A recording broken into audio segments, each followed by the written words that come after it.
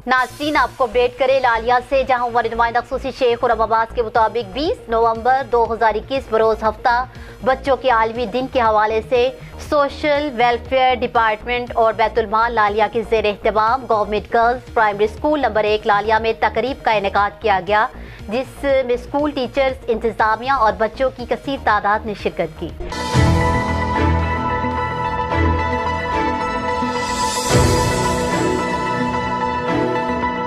इस मौका पर तालीमी मैदान में अच्छी कारकर्दगी दिखाने वाली तालिबात में इनामात भी तकसीम किए गए। इस मौका पर deputy director social welfare department Mohammad Shahbaz का कहना था कि बच्चे हमारा मुस्तकबिल है और बच्चों के हकूक़ का तहफ़्फ़ुज़ हमारा अवलीन फरीज़ा है। मुल्क की तरक्की का दारोमदार उनकी बेहतरीन तरबियत पर मुनहसिर है।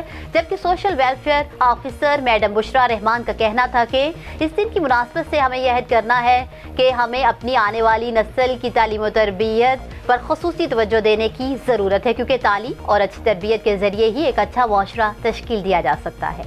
न्यूज़ स्टूडियो से फिल वक्त इतना ही। मज़ीद अपडेट्स के लिए देखते रहिए BBC 11 हेडलाइंस न्यूज़।